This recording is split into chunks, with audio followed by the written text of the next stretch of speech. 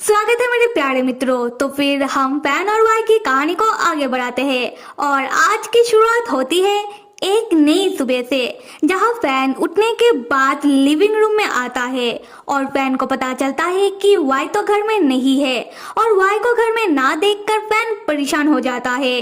Fan housekeeper से पूछता है, मौसी जी क्या आपको पता है कि वाई कहाँ गया है? हाउसकीपर बताती है कि यंग मास्टर वाई तो सुबह के 6 बजे ही घर से निकल गए। उन्होंने कहा कि उन्हें कोई जरूरी काम है और वो रात तक घर वापस आ जाएंगे। फैन चौंक कर कहता है कि क्या जरूरी काम हो सकता है? तो फिर आप लोगों ने मुझे क्यों नहीं जगाया?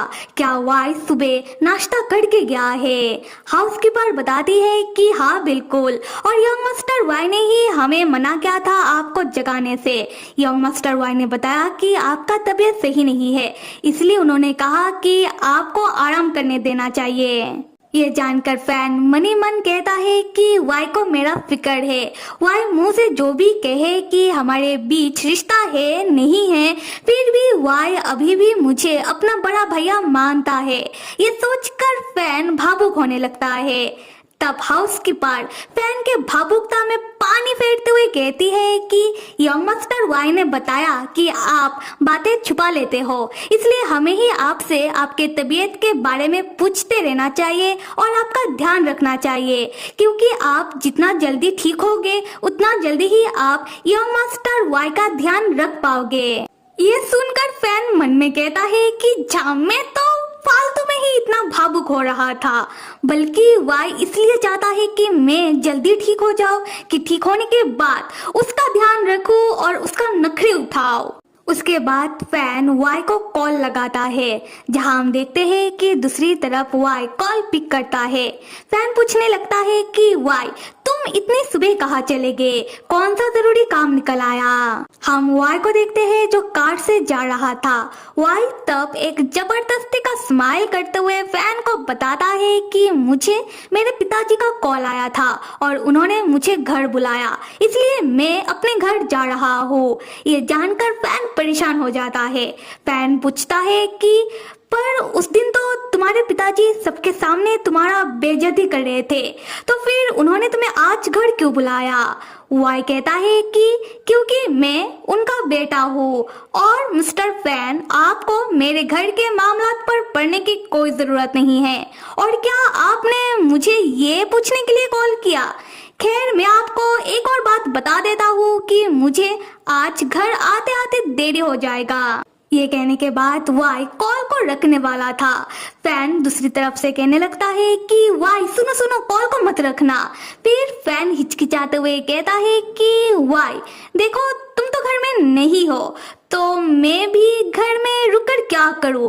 तो क्या मैं बाहर जा सकता हूँ? ये सुनकर ही वाई फोन में से ही चिल्लाने लगता है कि बिल्कुल नहीं, कल रात तक तो आपका तबीयत बिल्कुल सही नहीं था और आज आपको बाहर जाना है। जरा मैं भी तो सुनूं कि आपको कहाँ जाना है। दूसरी तरफ फैन सोचने लगता है कि वो वाई से क्या कहे। फिर फैन वाई से कहता है कि देखो वाई मेरा पेट सही नहीं है और डॉक्टर ने कहा था कि अगर मुझे थोड़ा गड़बड़ लगे तो मैं एक बार हॉस्पिटल आकर अपना चेकअप करवा सकता हूँ। तो मैं सोच रहा था कि देखो ऐसे भी ऑफ है, तो क्यों ना मैं अभी हॉस्पिटल जाकर अपना पेट दर्द का अच्छी तरीके से चेकअप करवा लूं। तुम क्या कहते हो? ये सुनते ही वाई तुरंत मान जाता है। वाई फैन से कहता है कि सिर्फ अपना पेट दर्द का ही चेकअप मत करवाना, साथ में अपना फुल बॉडी चेकअप करवाना। दूसरी तरफ हम फैन को देखते हैं जो फोन को रखने के बाद एक चैन का सांस लेता है और मन में कहता है कि वाई मान गया। सॉरी वाई, मुझे तुमसे बातें छुपाना पड़ा। असल में मुझे मेरे बेटे नान से मिलने के लिए जाना है। फिर फैन मन में कहता है कि आधा महीना हो गया है मुझे मेरे नान को देखे हुए। हाँ, मैंने नान की देखभाल के लिए दाई माँ को रखा है और आंट बहुत ही अच्छी है और मुझे पता है कि आंट बहुत ही अच्छी तरीके से मेरा नान का ध्यान रख रही होंगी। और आंट ने बताया कि वो नान को अपने घर लेकर गई है। फिर भी जो भी कह लो, मॉम डैड तो मॉम डैड ही होते हैं और मुझे पता है कि मेरा नान मुझे बहुत ही याद कर रहा होगा। मैं एक बार मेरे नान नान को देख लूं, उसके बाद मैं जल्दी से वापस चलाऊंगा। तब फैन नान के लिए बहुत सारा खिलौना वगैरह पैक करता है और निकल पड़ता है अपने बेटे नान से मिलने के लिए। और यहाँ से होता है सीन शिफ्ट और हमें दिखाया जाता है कि फैन आता है दाइमा के घर, क्योंकि दाइमा नान को अपने घर लेकर आई है। फैन आकर दाइमा के दरवाजे को खटखटाता है, जो आकर नान खोलता है। नान जैसे ही दरवाजा खोलता है और अपने सामने अपने डैड को देखता है, नान खुशी के मारे अपने डैड से चिपक जाता है। और नान का डैड भी नान को देखकर बहुत ही खुश होते हैं। और यहाँ पूरे आधे महीने के बाद बाप बेटे एक दूसरे से मिलते हैं। फैन नान के लिए जो खिलौना वगैरह लेकर आया है, फैन उसे रखता है और नान को गौर से देखने के बाद पूछता है कि नान, मैं तो तुमसे मिलने के लिए आया हूँ, पर मेरा नान इतना सच धज कर कहाँ जा रहा है। तब दाइमा एक गिफ्ट के पैकेट को लेकर आती है और फैन को बताती है कि नान कुछ देर पहले ही किंडरगार्टन से वापस आया है और वहाँ नान का एक क्लासमेट जिसने नान को अपने बर्थडे पार्टी के लिए इनवाइट किया है, तो नान अपने क्लासमेट की बर्थडे पार्टी में ही जा रहा है।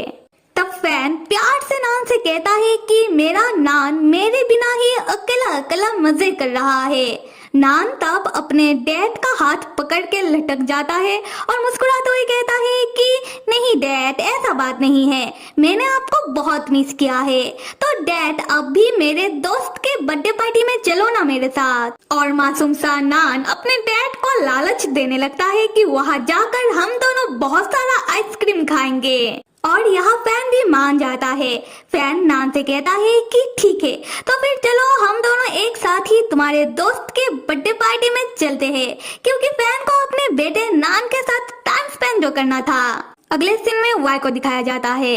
वाई शाम के वक्त ही घर चला आता है, जहां शूटिंग के कारण वाई और फैन ठहरे हुए हैं। वाई अपने कमरे के ओर आता हुआ सरू सा शक्ल बनाकर कह रहा था कि मेरे फालतू के परिवार वाले।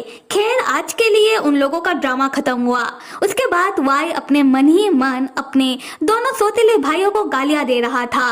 वाई कह रहा था कि वो दोनों लालची भेड़िए, आज भी उन दोनों ने मुझे नीचा दिखाने का मौका नहीं छोड़ा। जी तो कर रहा था कि सबके सामने उन दोनों का ऐसी की तैसी कर दूं। उसके बाद वाई अपने कमरे के अंदर आता है और बैल्कनी के सामने खड़े होकर मन ही मन सोचने लगता है कि कौन है इस दुनिया में जिसको वाई अपना कहे। फिर वाई अपने पास से फैन का वही एंगेजमेंट रिंग को बाहर निकालता है और उस रिंग को गौर से देखने लगता है। और फैन के एंगेजमेंट रिंग को देखते हुए वाई कहता है कि क्या सच में वाई का कोई भी नहीं है जिसको वाई अपना मान सके, जो सिर्फ और सिर्फ वाई का हो। उसके बाद वाई अपने कमरे से बाहर निकलता हुआ फैन के कमरे की ओर आने लगता है, जोर जोर से फैन को बुलाते हुए कि फैन भैया आप कहाँ हो। तब वाई के पीछे हाउसकीपर आती है। हाउसकीपर वाई से कहती है कि या मास्टर वाई, मिस्टर फैन तो घर में नहीं है। वाई कहता है कि क्या घर पर नहीं है, पर अभी तो शाम हो चुकी है। क्या फैन भैया ने आपको बताया कि वो हॉस्पिटल चेकअप करने के लिए गए हैं? क्या फैन भैया ने आपको बोला कि वो कौन से हॉस्पिटल चेकअप करने के लिए जाएंगे? हाउसकीपर कहती है कि मिस्टर फैन ने तो कहा कि वो सिटी जाएंगे, तो मुझे नहीं लगता कि वो पास के किसी हॉस्पिटल गए होंगे। अगर वो सिटी गए होंगे तो वो पक्का सिटी हॉस्पिटल ही गए होंगे। वाई कहता है कि क्या इतना दूर? खैर कोई बात नहीं। उसके बाद वाई अपना कार का चाबी लेता है और हाउसकीपर से कहता है कि मौसी जी, आप किचन में जाकर फैन भैया के लिए खाना बना कर रखना। ज्यादा हैवी खाना मत बनाना, लाइट खाना ही बनाना, क्योंकि फैन भैया का तबीयत सही नहीं है और पता नहीं उन्होंने अभी तक कुछ खाया भी होगा कि नहीं। पक्का फैन भैया को भूख लग रहा होगा।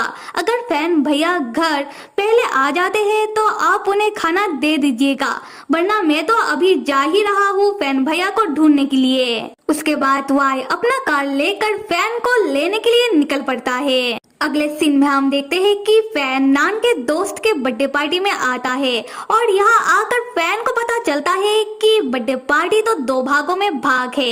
एक तरफ बच्चों के लिए बर्थडे पार्टी रखा गया है और दूसरी तरफ बड़ों का अलग से पार्टी चल रहा है। खैर फैन को आकर बड़ों के पार्टी में शामिल होना पड़ता है। फैन सबके साथ बात करते हुए मनी मन सोच रहा था कि अरे ये क्या हो गया, मुझे तो मेरे बेटे नान के साथ टाइम स्पेंड करना था, पर इस बर्थडे पार्टी में आकर पता चला कि पार्टी तो दो भागों में भाग है। पहले कमरे में बच्चों के लिए अलग से बर्थडे पार्टी रखा गया है जहां बच्चे लोग मजे से आइसक्रीम खा रहे हैं, और दूसरे कमरे में बड़ों के लिए अलग से पार्टी रखा गया है जहां बड़े ड्रिंक्स कर रहे हैं। काश मुझे ये बात पहले मालूम होता। खैर बड़ों की पार्टी में सारे पेरेंट्स और टीचर शामिल है और उनमें से एक ड्रंक औरत तब फैन के पास आकर बैठती है और उस औरत के बातों से पता चल रहा है कि वो औरत पहले से ही फैन को जानती है और फैन भी उस औरत को जानता है। फैन उस औरत का हालत देखकर परेशान होने लगता है क्योंकि वो औरत बहुत ज्यादा टल्ली हो चुकी थी। फैन उस औरत से पूछता है कि जिंग आप ठीक तो हो, आप बहुत ही ड्रंक लग रही हो, पर वो औरत इतना ज्यादा टल्ली हो चुकी थी कि वो बार बार फैन के ऊपर गिर रही थी। फैन तब अपने दोनों हाथों से उस औरत का शोल्डर पकड़ के अपने ऊपर से हटाता है और सोचने लगता है कि अब मुझे क्या करना चाहिए। तो फिर मेरे प्यारे मित्रों, एक तरफ वाई जो फैन को ढूंढता हुआ सिटी में आ रहा है, दूसरी तरफ फैन जो वाई से बातें छुपाकर अपने बेटे नान के साथ उसके दोस्त के बर्थडे पार्टी में चला आया, और बीच में प्यारा सा नान जिसके बारे में वाई को अभी तक कुछ भी नहीं पता। तो कहानी में आगे क्या होता है, अगर देखना चाहते हो तो कमेंट करके जल्दी से बताओ। Till then stay with me and see you.